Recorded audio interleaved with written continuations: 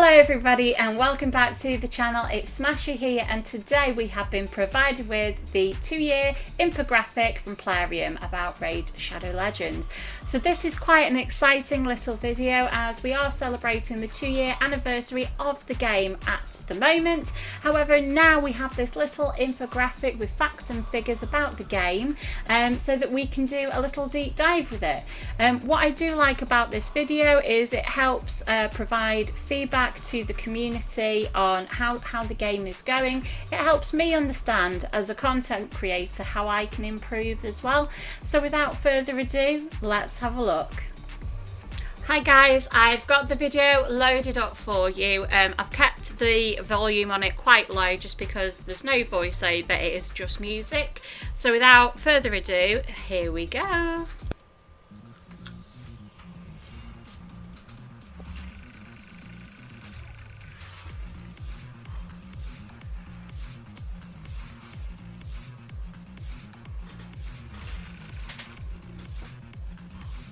Just take note of these numbers.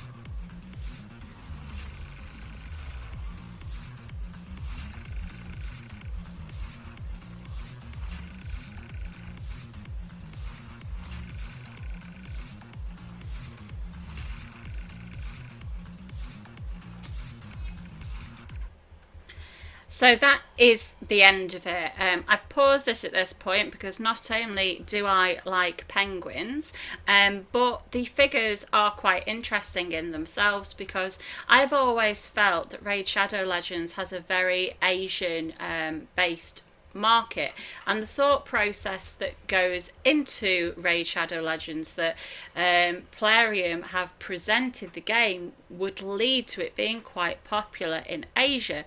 Their business model, it's called, is built around microtransactions. So for those who don't know what a microtransaction is, it's essentially what other creators would refer to as pay to win. So a microtransaction, the definition, for example, is if you go to a shop to buy a pen, you are exchanging currency for a physical item. So in return for your money, you are receiving this pen. However, with an online game or a mobile game, you are still paying your real life money that you've earned, and you are receiving no physical property in return. You're receiving digital property in the form of your gems, your silver that you might buy, anything like that. So in the actual real world, it has no physical value. There are various different definitions of microtransactions, but that is the simplest way I can put it, just to be nice and easy to understand. Obviously, this game is played by, thousands of players just like myself that try not to put too much money into the game. And when we think about the way that the game is progressing for the future, it makes me wonder if Plarium could use these figures to help them create a more EU targeted game, and Western, obviously including North America, to have the longevity of the game much higher than it is at the moment. Obviously, happy players keep playing. They might spend, or they might even spend a little bit less, but you gain that player base that keeps coming back and coming back and coming back. And if you design a game that suits that target market, which in this case is the Western market, then you're in for a success. However, at the moment, I'm not quite sure that that has been achieved.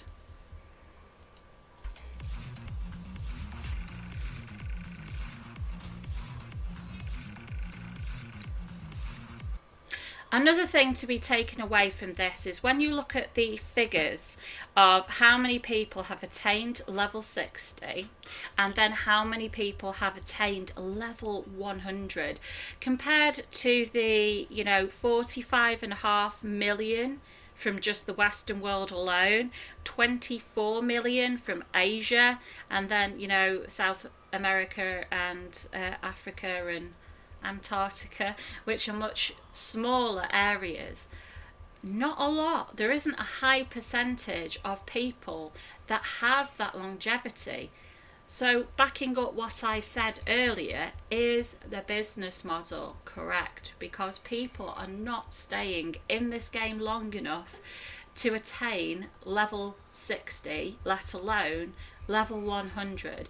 And don't get me wrong, level 100 is a long time. They must be the people who are logging in and playing every single day and maximizing the resources as much as they possibly can. Goodness knows how much money they will have spent in the game, but they are the real superstars of Raid, so to speak. There has to be a way to bring that number higher, so it's not a game that's from level 1 to level 60 and done. With everything, if a game doesn't have longevity, it's just a cash cow, which means it's good initially, and then eventually you stop making money, and all of that development, all of that design time, all of the wages that you've paid your staff, the game has died. So it is in the company's best interest to work on this and get people playing the game for longer.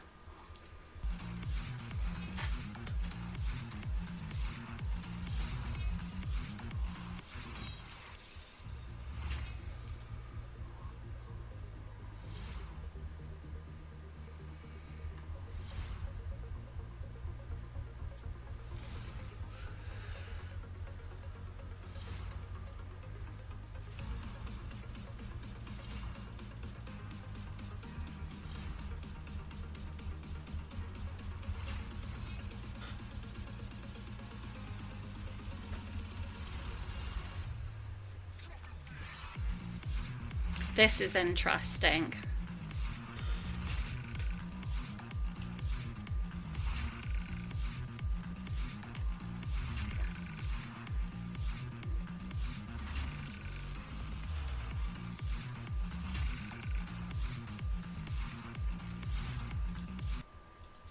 Let it finish. Ta-da, Russia. This is actually another really interesting fact for me. Yet again, I am speculating on this. So gold and platinum players to me are people that have spent a lot of time in this game. So they could be whales, they could be people who have just simply farmed from a free or low to play perspective. But these are your people who have really cracked on in this game. And with Europe being at 67.5%, that is a huge chunk of the market. And it does suggest that the Europeans are yet again the ones who perhaps dedicate the most money to this game, the most time to this game. But in saying about how long people are staying in the game, are they spending their money getting into these top tiers, and then are they leaving afterwards, after they've reached a certain point? Maybe they've hit a wall. Have they had enough? And compared to the other regions, the other continents, you've got the US on 21.3%, and even with the US, which is Western as well, it is quite a huge difference between the 67.5% for Europe, and then only 8% of the Asian community managed to get into gold and platinum. So are they spending as much on developing their characters? Are they buying the shards to get better champions? Or is this yet again the Europeans that are driving the game? Are the Europeans happy?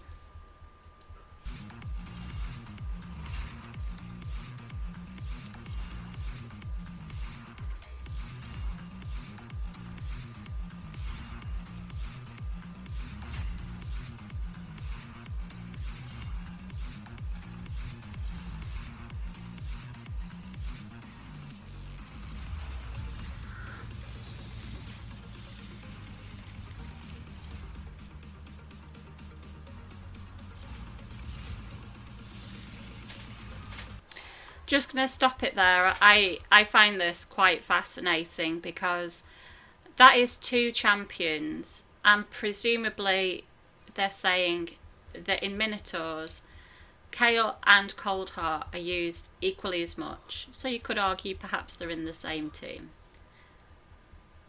It's quite shocking, really, to see that they've highlighted these 2 champions. Kale is easy enough to attain. Everybody has an opportunity in order to get Kale. Of course, he is a starting champion, and even if you didn't choose Kale, just like I did, I chose Elaine. I had Kale in later Raid Shadow Legends life. But is this saying something? If Kale is good in Clan Boss, Arena, Minotaurs, Ice Golem, Dragon, is there something about his kit that is controlling the fact that players are using him time and time again? From a design perspective, could this help Plarium in creating their next batch of champions?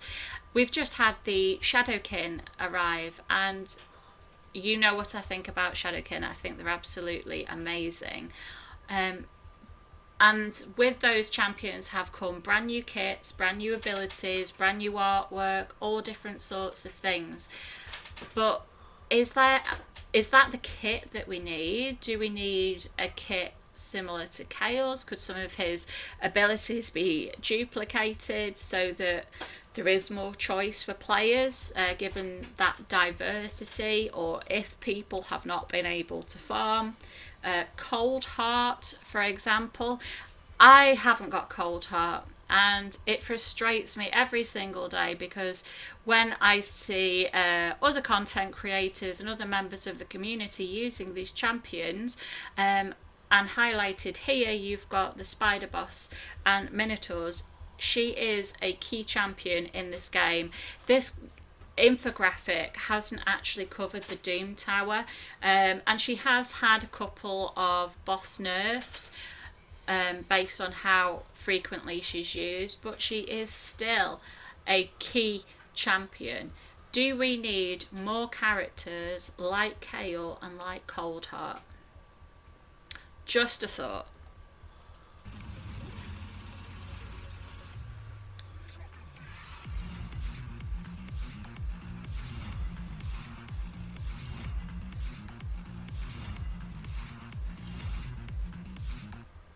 So I'm just going to pause it there. So these, as it said, are the most used characters. So obviously there's going to be an uncommon there. And with the commons, I think everybody gets Sniper eventually when they start. And one thing about Sniper is I had her and she covered most of the early game for me. I think I covered like the first 2 tiers of campaign with her, and she was fantastic. I ranked her up to 5-star, fully ascended, and she was great. And it was only naturally as I progressed that I replaced her. Kale speaks for himself, really. As I said, he's the best starting champion. He's used in end game by a lot of people who are farming dungeons. Now, Shaman is a free champion. So she's not the best support. She's a Force Affinity support champion, but she does have that Resurrect, and she can pump out a fair amount of damage. She is quite popular in early game arena. She isn't the best champion in the world, but she's on this list, which is surprising to me. And then last but not least, you've got Syl, and everybody should know Syl is amazing. She's another free-to-play champion from the login rewards. So she's a magic affinity defense-based character. I use her in everything. I double up on defense-based characters as well. I think that she can pump out a fair amount of damage, and I have her in a stun set as well to provide that CC to packs, etc. So I can see where this list is coming from. I can see why they are all used. But the thing is, looking at them, every single one of those champions can be gained for free. So not only are they free and they're being used, but the fact is they're needed. There must be a reason why these champions are being used time and time again, and it's because not everybody can afford to replace them. They might not have the shards to open more voids, more sacreds, so this is the best team that people can provide to increase their status in the game.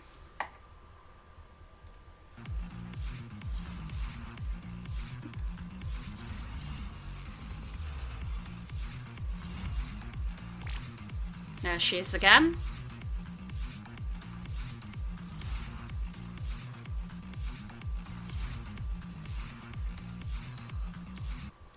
What I just want to mention about this is if you look at the Dark Elves, for example, you've got excellent DPS legendaries like Ray, Foley.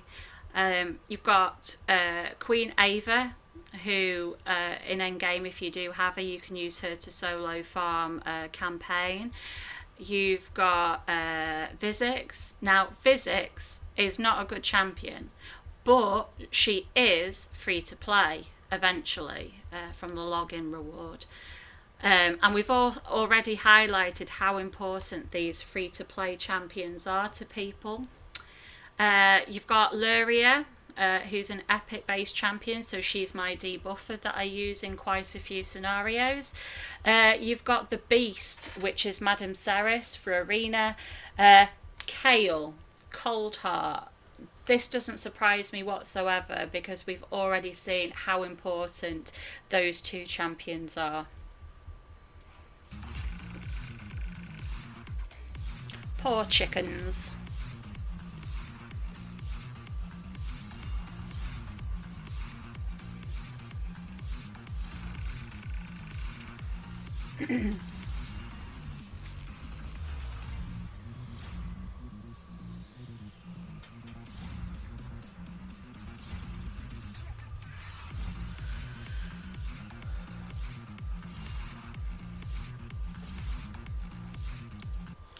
The dragon was raided most.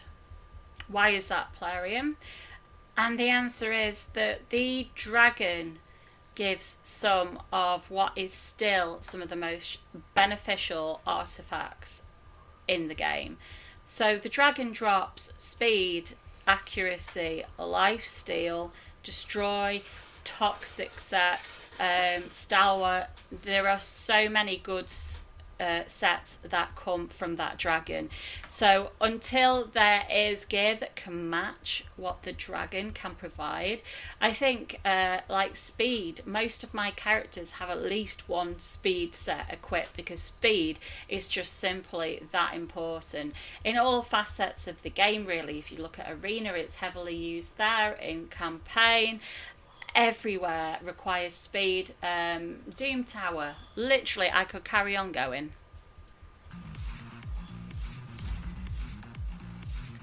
And why is Minotaur second? Minotaur is second because people who are low to play and free to play cannot afford to buy the scrolls to unlock masteries. That is simply it. So the two bosses that are on the top of the list are Minotaur and Dragon, and that is quite simply why. And I'm one of those people who farm Minotaur. I can't afford to spend, and I don't want to spend money on scrolls because it's not exciting to me.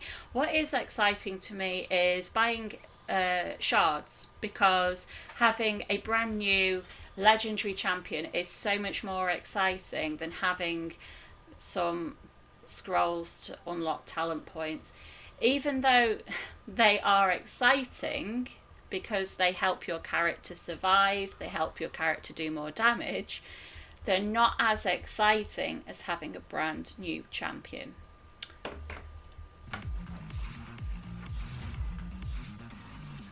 The sets and the events.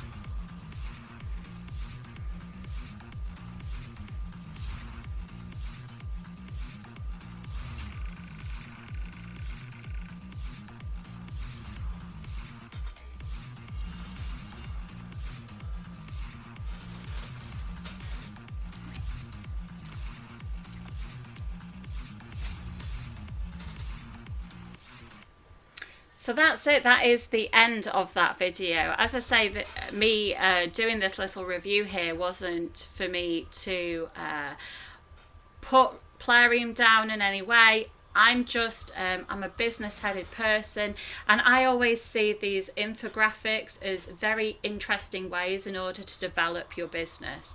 And so whenever I look at something like this, I've got that brain switched on thinking about what I would do or what I would take from there and how it can help a company improve. And I'm sure that Plarium do have access to even, you know, greater data than this in order to determine various different facts and figures, profitability, etc., that I obviously can't see. So a lot of it is speculation, but I do hope that having looked into this obviously properly enough to be able to do a 4-minute video, that they are then able to turn this round and start making the game better for all of its players. What makes it interesting for me is the simple little things as a content creator that I can pick up from this. So what I can pick up from this is what content people do and what time is best to post my content, because now I know where the most people are playing from. So it's in between that US and EU awake time. But it was very exciting, I must admit, just to have a look in general. We are, after all, celebrating the 2nd birthday of Raid Shadow Legends.